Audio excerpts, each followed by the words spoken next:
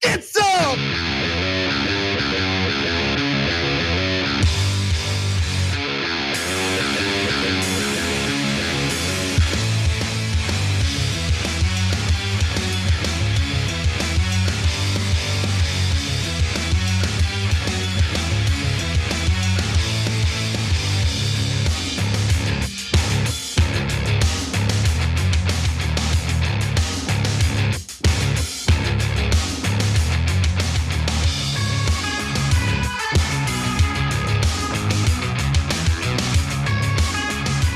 TYT, I'm your host, Anna Kasparian. Cenk is out for the remainder of the week. He's been out all week, but he will be back next week. We have a great show ahead for you, though. We are going to do a solo first hour where I will not talk about Donald Trump, but really focus heavily on economic related news, including Jamie Dimon's latest shareholder letter and how he sneakily tries to call for more deregulation of the banking industry. One of my favorite stories of the day. We'll talk about that in great detail. Later in the show, in the second hour, we'll also discuss some of the big wins for progressives, including an incredibly important Supreme Court win in the state of Wisconsin, and also a mayoral win for the progressive candidate in Chicago. So actually a lot of good news in the second hour today. We'll also lighten things up quite a bit with a conversation about work spouses. Are they acceptable or not? John Iadarola will join me on that discussion, and we will adjudicate. As always, just want to encourage you guys to like and share the stream if you haven't done so already. And if you are interested, you can become a member by going to tyt.com/join or click on that join button. Members get exclusive, members only content, in addition to keeping us free of any corporate sponsor influence. And we really appreciate you for that. You guys give us a voice, and I'll always be grateful for it.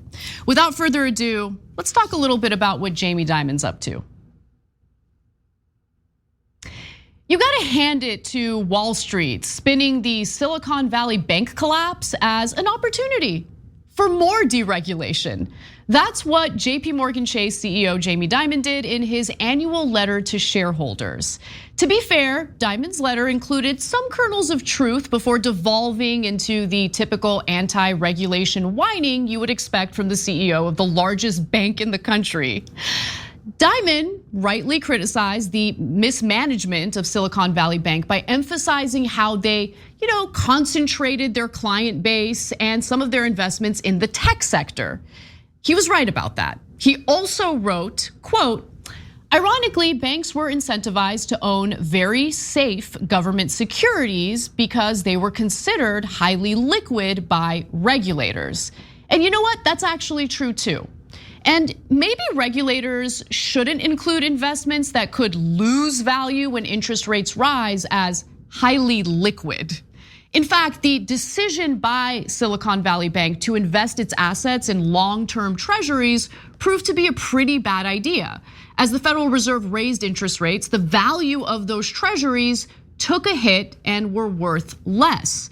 So when Silicon Valley Bank started selling treasuries in order to fulfill depositor withdrawals, they suffered a $1.8 billion loss. And as you can imagine, that triggered panic among SVB clients, who then staged one of the largest bank runs in United States history. Soon depositors tried to withdraw $42 billion in a single day. By the next morning, we all know what happened. Silicon Valley banks collapsed and the federal regulators took control. Now, had there been more oversight to ensure that Silicon Valley Bank diversified its investments and client base, the collapse could have been prevented. But that is not Jamie Dimon's takeaway. He seems to be calling for less, not more regulation. But weirdly enough, he stops using the collapse of Silicon Valley Bank and its failure to make the argument, and instead pivots to regulations pertaining to big banks like his. For example, he took aim at the Federal Reserve's annual big bank stress tests. The reason the Fed does this is to gauge the largest bank's ability to withstand economic shocks. Which, if you have two brain cells to rub together, you know that sounds pretty freaking important, right? especially since these are the so-called too big to fail banks that will inevitably get bailed out because failing to do so could tank the world economy. But here's what Dimon argues in his shareholder letter. He writes, quote, "Regulation, particularly stress testing, should be more thoughtful and forward-looking. It has become an enormous, mind-numbingly complex task about crossing T's and dotting I's." Ugh. I mean, being thorough when the health of the world economy is on the line is just so icky, am I right? I mean, in all seriousness, keep in mind that SVB was not subject to some of the toughest regulatory measures, including regular stress tests, because it had less than $250 billion in assets. In addition, SVB secured some interesting favors, if you want to call it that, from the Federal Reserve. As the Lever reports, in 2017, the Fed granted SVB a 5-year reprieve from the Volcker rule. The decision allowed SVB, a major lender to the tech industry, to remain a traditional deposit-taking bank while also maintaining its risky investments in venture capital, a form of private equity that funds startups in the tech industry, which has recently been battered by mass layoffs and financial losses. Remember when Jamie Dimon was allegedly concerned with SVB's tech-concentrated client base and investments? Looks like deregulation was at the heart of that too, Jamie. A few years later, as the Lever writes, the Trump administration effectively granted this same exemption to the whole banking industry, allowing banks to sponsor and invest heavily in venture capital funds. As a result, SVB was able to continue investing in assets that the Fed deemed too risky for a federally insured bank in 2017. Again, this really sounds like deregulation rather than too many cumbersome banking rules. Had a lot more to do with Silicon Valley Bank's demise. Now, Dimon goes on to say that maybe the banks, maybe the bankers should really have a seat at the table when lawmakers are considering regulations, which is hilarious. He writes, "A less academic, more collaborative reflection of possible risks that a bank faces would better inform institutions and their regulators about the full landscape of potential risks." Don't banking execs already have a seat at the table? I mean, they're able to legally bribe lawmakers to do their bidding, which, by the way, includes deregulation. And we already have an idea of just how much risk banks are willing to take in order to maximize profits. When SVB's own internal model demonstrated that they were making terrible and risky decisions, they corrected course immediately. Except they didn't, I'm just kidding. They did the opposite.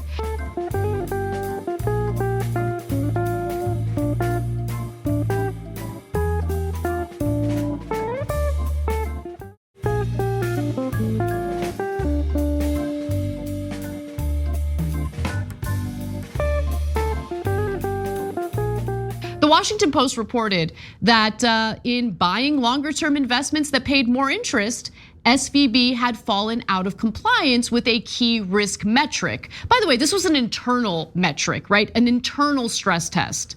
So the internal model showed that higher interest rates could have a devastating impact on the bank's future earnings, according to 2 former employees familiar with the modeling. So once they realized through their own internal stress test that their investments were out of whack and maybe they should reconsider because of how rising interest rates would impact the value of those investments, you know what they did? Here's what they did. It's amazing. Instead of heeding that warning and over the concerns of some staffers, SVB executives simply changed the model's assumption. The tweaks predicted that rising interest rates would have minimal impact. The new assumptions validated SVB's profit-driven strategy, but they were profoundly misplaced. In other words, let me just pause for a second and just really drive this point home. When SVB's own internal stress test indicated that their investments were not a good idea and were vulnerable to rising interest rates, they didn't change course with the investments. they decided to tweak their internal stress test. It's amazing. Now, Dimon wants those guys to have a seat at the table when deciding on banking oversight. Yeah, no thank you. The point of this portion of Dimon's letter is to resist new banking regulations. In fact, he urged policymakers to avoid what he referred to as knee-jerk, whack-a-mole, or politically motivated responses. I'm sure he's probably thinking about Senator Elizabeth Warren here. He says in his letter, quote, "We should carefully study why this particular situation happened, but not overreact," end quote. Great, I love that. So let's carefully study what happened to Silicon Valley Bank right now. First, it's important to reiterate that Dimon is conflating regulations that only impact big banks like his with the standards for smaller regional banks in order to make the case for loosening banking regulations overall. As I mentioned earlier, Silicon Valley Bank lobbied hard to secure banking deregulations in 2018. What little oversight they still had to deal with was clearly a joke. And here's what I mean when I say that. On March 19th, the New York Times reported that Silicon Valley Bank's risky practices were on the Fed's radar for more than a year before it collapsed. But the Fed clearly didn't do enough to prevent the collapse from taking place. The Times reported that in 2021, supervisors at the Federal Reserve Bank of San Francisco, which oversaw Silicon Valley Bank, issued 6 citations. Those warnings, known as matters requiring attention and matters requiring immediate attention, flagged that the firm was doing a bad job of ensuring that it would have enough easy to tap cash on hand in the event of trouble. But the bank decided to basically ignore these warnings. They did not fix their vulnerabilities clearly. And so what happened next?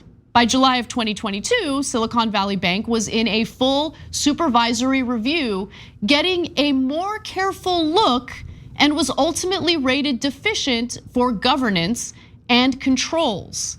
It was placed under a set of restrictions that prevented it from growing through acquisitions.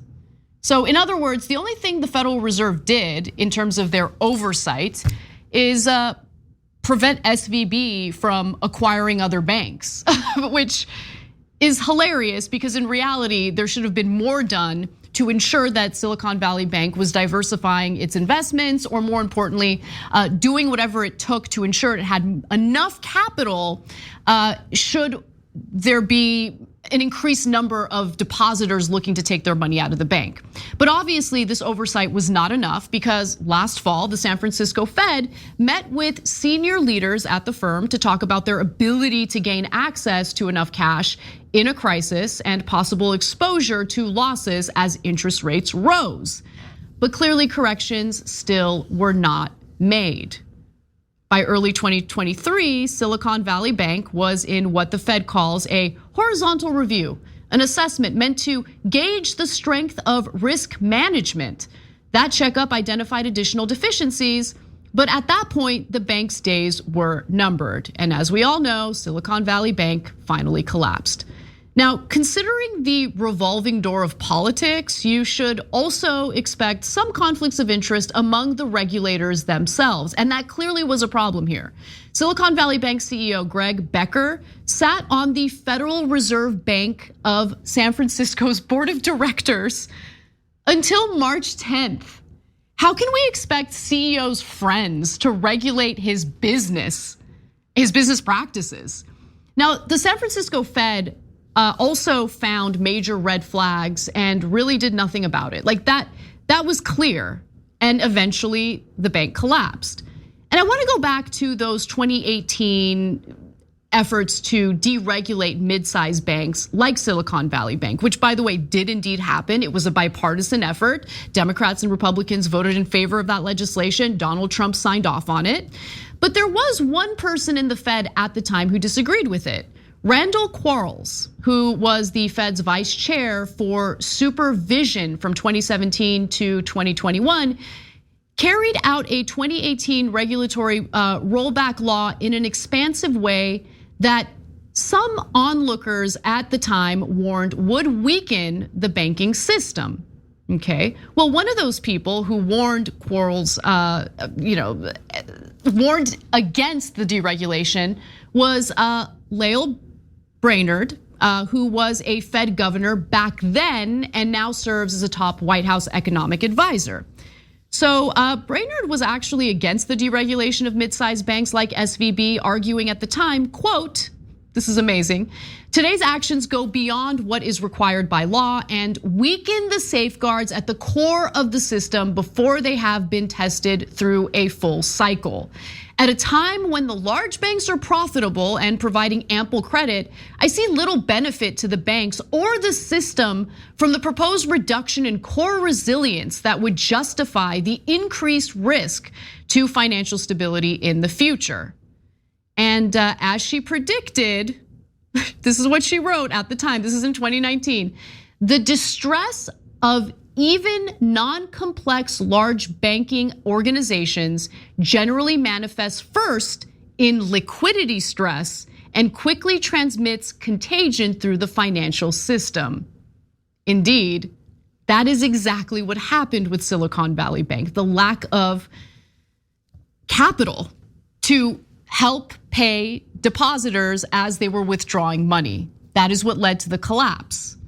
And there were so many steps that could have been taken along the way, regulatory moves that could have been implemented that could have prevented the collapse of that bank. But there wasn't enough in terms of regulation. And to be clear, even before the 2018 deregulations, the weak sauce Dodd-Frank regulations that we had in place were already too weak. Weakening them further really did put our entire banking system in more jeopardy, because if you do deregulate the banking system, the banks will take advantage of it. They will engage in risky maneuvers, risky investments, all sorts of risky garbage that puts their bank and the country's financial system in jeopardy. So that's what's really going on. And it is incredible to me that Jamie Dimon has decided to use that bank's collapse as fodder for more deregulation. It's ridiculous, it's gross, and I disagree wholeheartedly. We gotta take a quick break. When we come back, we've got more news for you, including how the Pentagon is the latest government agency looking to bail out failing corporations. We'll be right back.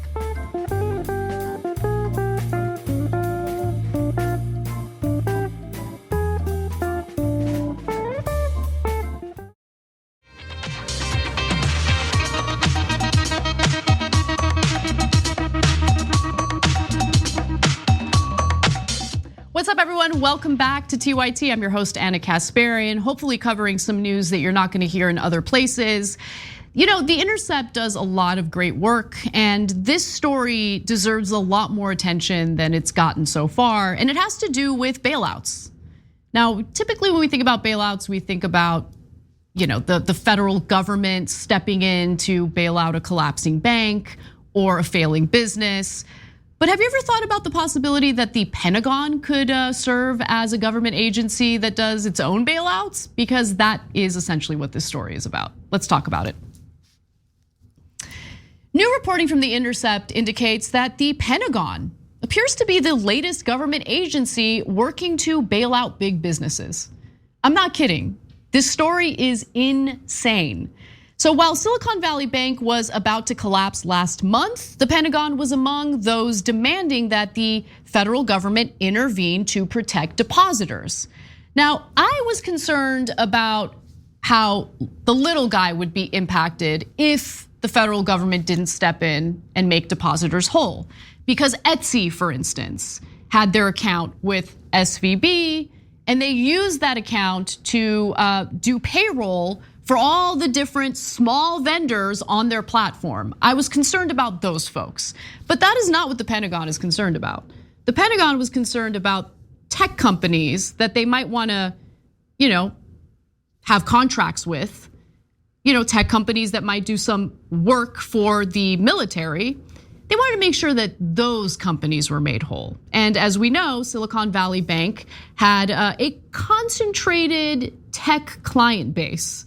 So let's give you some more details. The Pentagon, as The Intercept writes, scramble to prepare multiple plans to get cash to affected companies if necessary, reporting by Defense One revealed. Their interest in Silicon Valley Bank stems from the Pentagon's brand new office. This is little reported, like I didn't know about this until The Intercept reported about it. It's the Office of Strategic Capital. The Secretary of Defense established the OSC in December specifically to counteract the investment power of adversaries like China in US technologies and to secure separate funding for companies whose products are considered vital to national security. Where do you think that they secure the funding from? They secure the funding from us, the United States taxpayer. And to be sure, the Biden administration has already allocated hundreds of millions of dollars to this project. We'll get to that in just a moment. Hold.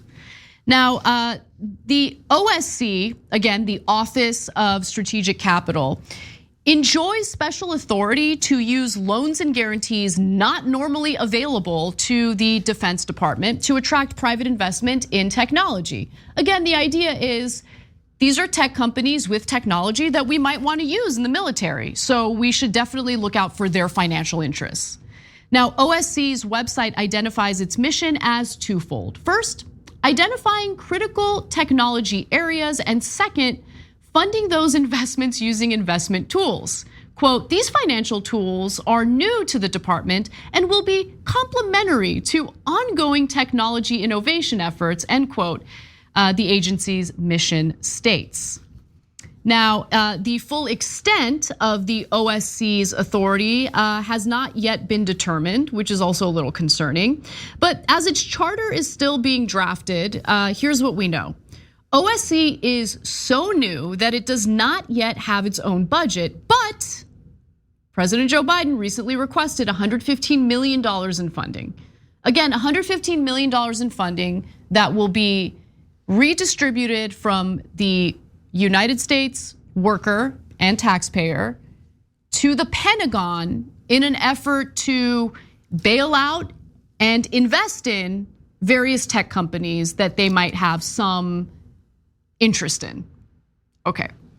Now, Democratic Senator Mark Warner, that's really the heart of this story. That is who we need to really hone in on when talking about this case, because he really spearheaded this effort to get the Pentagon what it wanted in terms of the funding and this program overall, okay? Now, keep in mind that he is the chair of the Senate Banking Committee. He's a corporate Democrat, so we already know what corporate Democrats stand for. They stand for the best interests of moneyed interest. And he's completely on board with these Pentagon bailouts and Pentagon investment projects. As SVB was collapsing, by the way, he issued a press release saying that the bank run posed a national security threat, which, listen, it definitely posed a potential economic collapse and more bank runs, but a national security threat? When you hear national security threat, you think about an actual attack on the United States by some foreign enemy, but that is not what happened here. Let me continue. Mark Warner said this: after an unprecedented and reckless run on Silicon Valley Bank, there were very real risks of instability spreading to other institutions and undermining our national security and technology innovation system.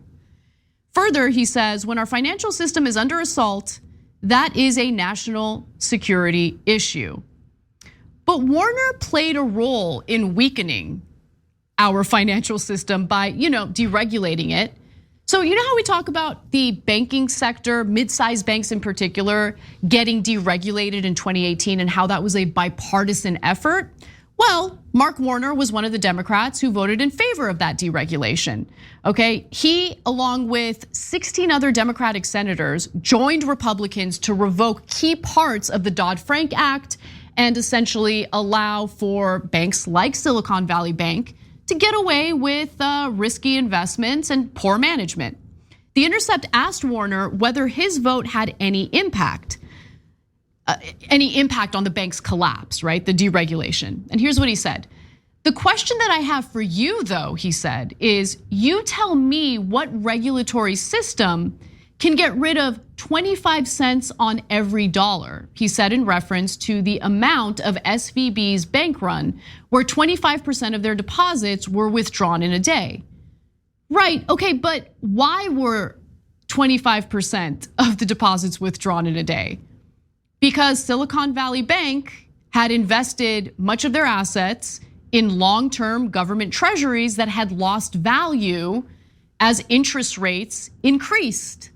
And when depositors needed money as they were withdrawing money, Silicon Valley Bank had no choice but to sell those treasuries at a loss. How much was the loss? $1.8 billion. And so if you're a depositor at that bank and you see that there's some mismanagement going on, what do? You want to take your money out of the bank, and that's exactly what happened. But had there been oversight to ensure that Silicon Valley Bank was not mismanaged, I think they'd be in a better position today. Not according to Mark Warner, who doesn't regret deregulating mid-sized banks in 2018. Now, Warner, the only member of Congress to have public ties to SVB, or to have publicly tied SVB to national security, has received some significant campaign contributions from the financial sector, including maxed out donations from Silicon Valley Bank. Since 2012, Warner has received over $21,000 from Silicon Valley Bank Super PAC, and in 2022 was the only senator to receive a campaign donation from the PAC. His net worth has hovered around 200 million, with tens of millions in mutual funds, government bonds, and equity stakes making up huge parts of his portfolio. While the OSC's role is unique, remember that's the government, the Pentagon program, it is predated, I should note, by the Defense Innovation Unit, which is an independent advisory board established in 2015 to facilitate the Pentagon's adoption of commercial technology.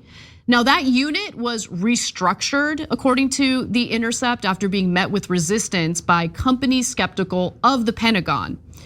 But the other clear objective here is to have the Pentagon act as venture capitalists, essentially. So Pentagon Comptroller Michael McCord referred to OSC as an initiative that the secretary cares a lot about, explaining that it was trying to connect us better with the venture capital world to get their ideas and their capabilities into our system. It's not connecting us to the Silicon Valley Bank, but it is connecting us to that world. I mean, cool if you want to do that, but how about you do that with your money? Why do that with our money? And why do we need yet another government agency, in this case, the State Department, the Pentagon, jumping in and creating a system that allows for bailouts of corporations? I just don't agree with it. I think it's a terrible idea. And we already have the federal government, in my opinion, doing too much when it comes to intervening and playing interference on behalf of corporations and the financial sector. So again, the fact that the Pentagon scrambled to prepare multiple plans to get cash to affected companies if necessary following the collapse of SVB, like that should raise huge red flags for the American people. But the problem is I don't think most Americans know about this story. I know that corporate media is not reporting on it. So do us a favor, share The Intercept's reporting on this, share our video on this. It's really important for Americans to be fully informed on what our government is up to. Because while they fail to serve our best interests as ordinary people, they never hesitate to think about weird ways to provide financial relief and assistance to incredibly successful corporations when they make bad decisions and fail as a result. Let's move on. We've got more news to get to, including this cheery topic, child labor.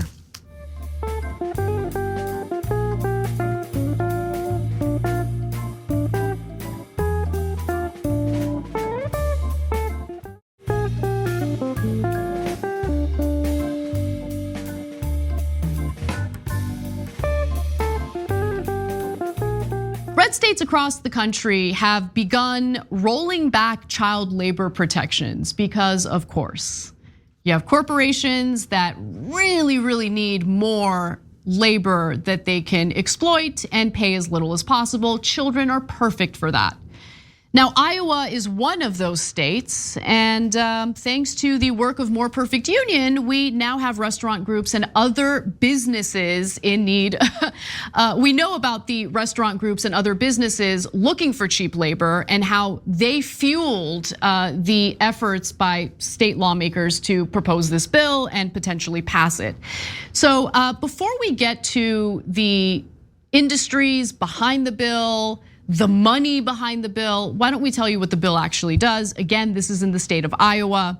It was sponsored by a Republican state senator by the name of Jason Schultz. Let's watch. The next part of the bill was clearly written for the Iowa Restaurant Association, Hotel and Lodging Association, and National Bureau of Independent Businesses, the state leaders in low-wage jobs. It would allow 14-year-olds to work in giant freezing meat lockers and raise their mandatory clock-out time from 7 p.m. to 9 p.m. and then 11 p.m. in the summer. The research that has been done has found pretty clearly that 20 hours is kind of a cutoff, and when kids work more than that during the school week, their grades start to plummet, and their school completion rate starts to plummet. Imagine having child labor laws that allow for them to work as late as 11 p.m. at night. That's insane. But the proposal goes much further, okay? So teens under 18 will still hypothetically be barred from employment in fields like mining, logging, demolition, and they will be barred from operating dangerous machinery, maybe.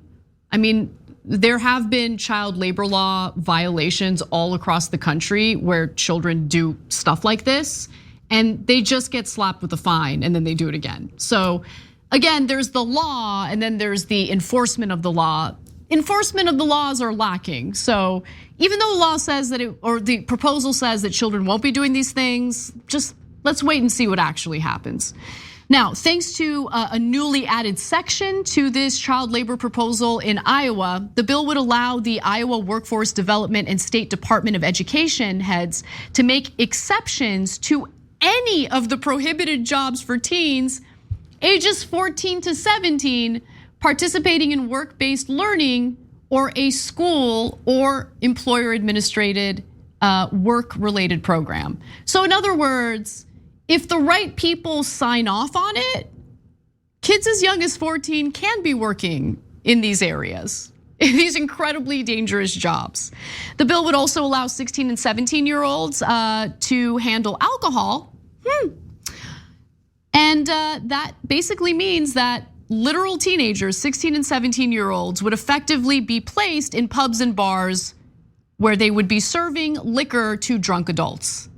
Let's just pause on that for 1 second, because while we've been hearing from Republicans who fearmonger about books in school libraries, they falsely claim that the books are pornographic and dangerous for the kids.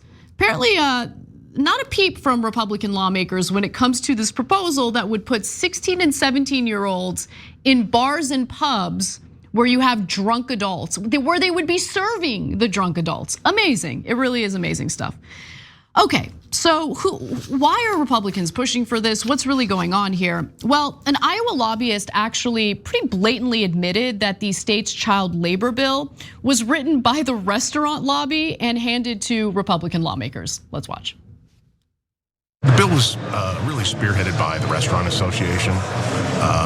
We sort of came along. We were asked to be, we were invited to come along. That's Brad Epperly, a lobbyist who works for big corporate clients like the Iowa Grocery Industry Association. He's outright admitting to us that the Iowa Restaurant Association was the driving force behind this bill. They're an affiliate of the National Restaurant Association, a trade group that represents some of the biggest names in fast food, like Burger King and Taco Bell.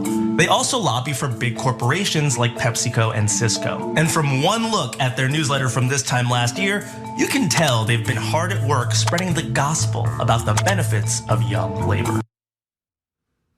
You know, it's amazing. Everything old is new again. I mean, if you want to see what the benefits of child labor really look like, just take a look at what child labor was like before unions succeeded in passing necessary child labor regulations. I mean, you had kids who were just permanently injured as a result. You had children who died on the job. What are we doing? And remember, the whole point of this, the whole reason why you have the restaurant industry and other moneyed interests pushing for this is because they just want cheap labor. That's it. That's all it is. And it's just so incredibly disgusting because, with adults, they might get a little mouthy. Adults, might start talking about organizing their workplace. Kids have less power. Kids might be a little less willing to speak out if they feel they're being mistreated on the job. That's what's really going on here. But it's not just the restaurant lobby. Tons of other business interests were involved in pushing this legislation in Iowa, and you should know about them. This child labor law rollback originated at a meeting of the Iowa Workforce Development Board, which is overseen by Governor Kim Reynolds. Most of its members are corporate CEOs and lobbyists, and they meet up several times a year to come up with new policies. This bill was a product of a meeting in November. The WDB is chaired by Jay Iverson, executive officer of the Association of Iowa Builders, hence the emphasis on kids using bandsaws on work sites. Lobbyists from the Iowa Association of Business and Industry are well represented on the board, which gives member corporations like John Deere and Google seats at the table. And of course, no race to the bottom would be complete without the Koch-funded Americans for Prosperity and Opportunity Solutions Network, also lobbying on the bill. So we know the people behind it. We know what their intentions are. We know what the agenda and objective is. What's so devastating when you really think about it is what children will be robbed of. Because think about what it's like to be a kid, right? You're already under a lot of stress and pressure with school, homework, all of that. Maybe your parents put you in extracurriculars. I can't emphasize enough how important just free time to explore is when it comes to personal development. That's true of adults, by the way, but it's definitely true of children. Giving them the opportunity to just explore the world, explore what their interests are, just have free time to do what they want to do, as long as they're safe, of course. Have the free time to figure out who they are. I mean, these are important moments in our lives that kids could potentially be robbed of, because think about it. If families are dealing with precarious economic situations, which they are, and all of a sudden there's an opportunity for their children to go to work and maybe bring in some increase the household income, they might take advantage of that. And it sucks because parents might do this out of desperation. And I think that the industries behind this are well aware of that, right? Not only do they underpay workers, adult workers, which places them in a precarious economic situation, that precarious economic situation might even persuade those very parents to send their own teenagers to work, when in reality, we should not have we need to deal with that root cause of what is causing all of the precarity to begin with. Finally, we should talk about the lawmakers and politicians in Iowa who have been bribed by these industries, okay? So there's grocery company Hy-Vee, for instance.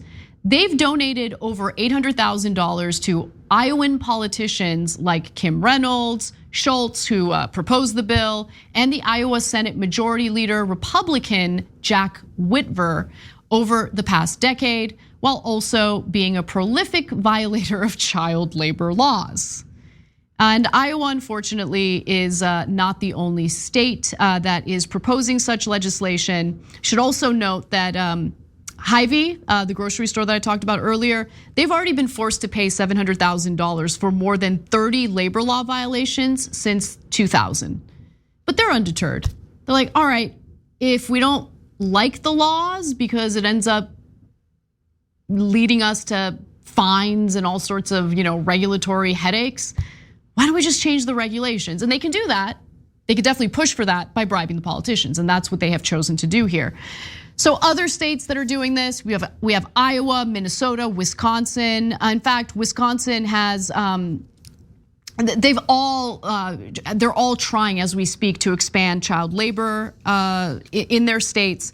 And finally, in Arkansas, as we've covered on the show, Governor Sarah Huckabee Sanders signed a bill into law last month that would make it easier for employers to employ children without having to worry about violating certain child labor laws. The Iowa bill has passed through committee, but neither chamber of the state legislature has voted on it yet. There needs to be a lot of pushback against these measures. We cannot go back to the days when children were operating heavy machinery, working to the late hours of the night. They're kids. They should be focusing on their schoolwork. They should be focusing on exploring, figuring out who they are as people, playing, enjoying time with their friends. Again, these are incredibly important developmental years. And the idea that they should be exploited by companies looking for cheap labor is disgusting.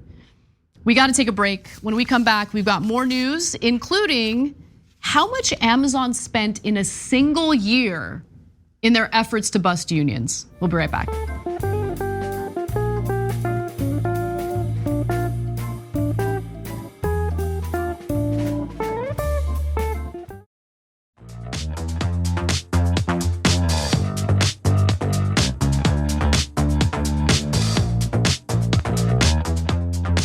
Welcome back to the show, everyone. I just want to read a comment from Late Bloomer 66 in our Twitch community.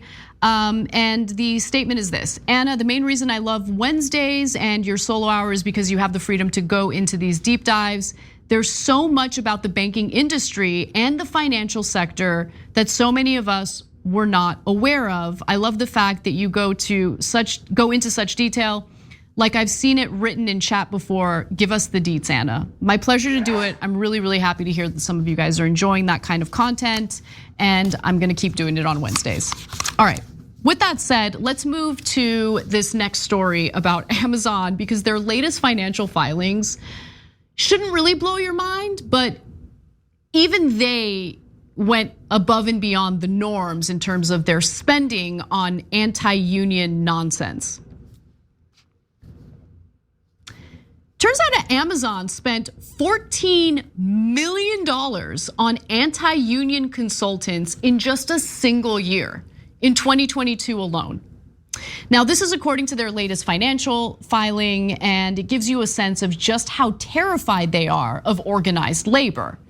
Now, that mind-blowing number, 14 million, is a small piece of the Amazon pie. We know that this is a company that brings in billions of dollars every year. But while 14 million might not seem like it's much for Amazon, you have to think about this in the context of what is considered the norm when it comes to corporate spending on union busting consultants, okay? So to understand that, let's get to the context, let's get to the details. So Dave Jamieson from HuffPost reported on this and says that companies rarely spend more than 1 million, just 1 million, on union busting consultants. But in 2021, Amazon started increasing their spending. Gee, I wonder why. All of a sudden you have warehouses trying to organize their workplace. And so Amazon that year in 2021 spent 4.3 million on anti-union consultants, which was already a huge increase from the norm.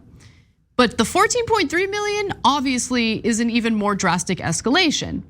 According to Amazon's filings, the company paid their consultants around $3,000 a day last year.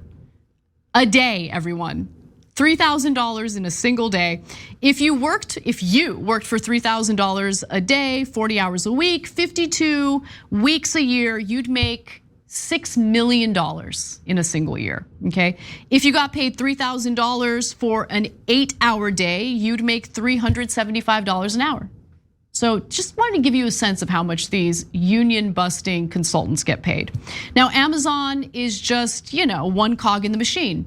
According to the Economic Policy Institute, American employers spent over $430 million, or spend $430 million a year on anti-union consultants, okay? There's a whole union busting industrial complex here. Now, if you're wondering why this massive industry exists, it's because unions get results for their workers. In fact, if you pay no attention to anything I say today, fine, but please pay attention to this, because this is exactly why Amazon and Starbucks and all these other companies fight organizing workers so viciously.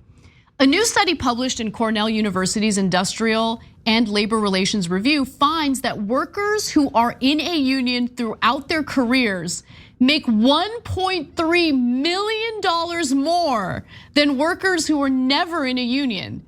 Union members typically make $3.37 million in lifetime earnings versus $2.08 million for non-union workers, an increase of over 60%. I'm just gonna pause so you can absorb that for a second. I mean, there's more. The wage increase comes despite the fact that unionized workers also retire earlier than their non-unionized counterparts, the study authors found. This is a remarkable increase in lifetime wages and represents a higher lifetime wage increase than that earned by workers with a college degree who earn between $650,000 and $900,000 more in their lifetimes, previous research has demonstrated. Big companies like Amazon, again, I wanna reiterate, are willing to shell out tens of millions of dollars in a single year to bust unions because they wanna keep the cost of labor as low as possible. Unions fight for higher wages. Employers don't wanna pay higher wages. They wanna provide a better return to their shareholders. That's their fiduciary responsibility, right? Now, let's pivot to a different component of this story that I think is super important. Now, there have been successful union drives at Amazon warehouses, namely the Amazon warehouse known as JFK 8 in New York. They won their union election just over a year ago. But here's the problem. Amazon is stalling. They are refusing to negotiate a union contract. And that stalling is causing some infighting among union members and union leadership. It's actually really frustrating, and I just don't want them to fight. I don't want them to fracture, because I think that is a bug that could destroy their efforts to actually get a union contract. So let me give you the details. So the New York Times reported that in interviews, a dozen people who have been closely involved with the Amazon labor union said the union had made little progress in bringing Amazon to the bargaining table, to say nothing of securing a contract. Many cited lopsided losses at two other warehouses, unstable funding, and an internal feud that has made it difficult for the union to alter a strategy that they considered flawed. Now, some ALU workers, or union members, I should say, are frustrated with their leader, Chris Smalls, who has flown around the country after the ALU's victory to encourage other workplaces to unionize. Now, instead, the JFK 8 workers are basically saying Chris Smalls should stop doing this traveling and focus his efforts on a potential strike that they could do in order to get Amazon to negotiate a contract in good faith. So Tristan Martinez, who's a JFK 8 employee and union organizer, said this: "We're talking to workers, having one-on-ones, growing our power in the building. That's where it matters. Chris flying all over the world is not going to make us get a contract any sooner." Now, Chris Smalls rejects that statement and has stated that the strike would be unproductive because workers would be scared and concerned about losing their income.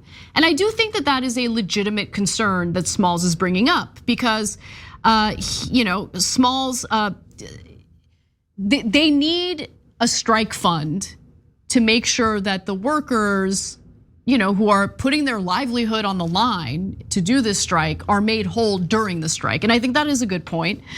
But Chris Smalls has also said that his traveling is important for getting donations for the ALU, which does not have a consistent source of funding at the moment. Another good point by Smalls. I will admit, though, there's some areas where Smalls should be more conciliatory with his rhetoric, because you don't want the infighting to destroy this incredibly important effort to get a union contract.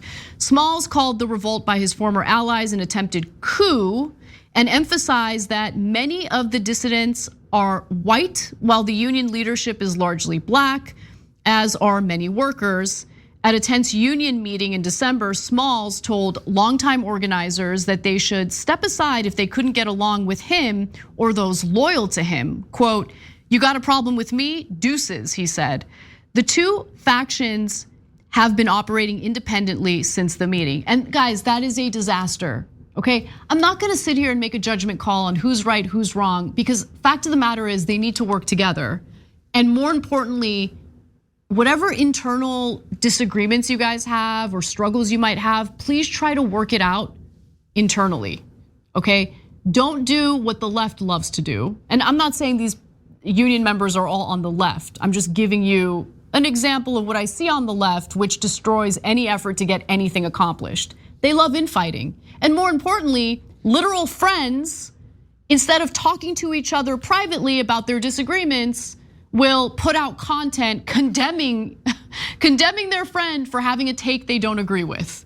It's ridiculous, it's counterproductive, I hate it, and I don't want that to happen in this incredibly important context where you have a massive corporation, a warehouse within that massive corporation unionizing and trying to get a union contract. I hear what both sides are saying in this case.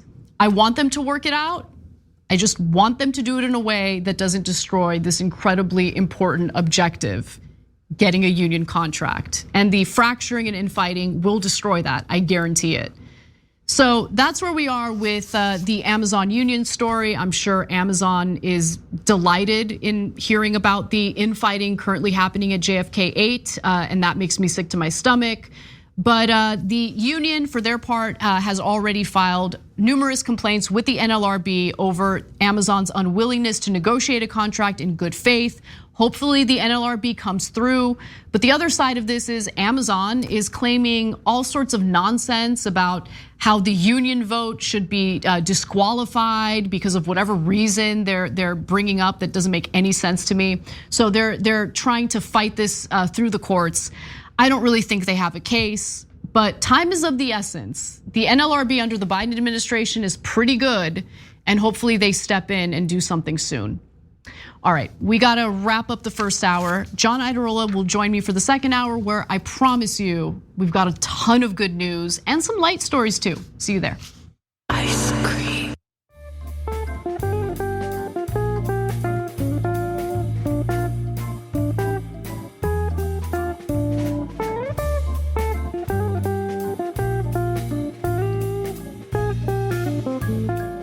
Thanks for listening to the full episode of The Young Turks. Support our work, listen ad-free, access members-only bonus content, and more by subscribing to Apple Podcasts at apple.co/TYT. I'm your host, Cenk Uygur, and I'll see you soon.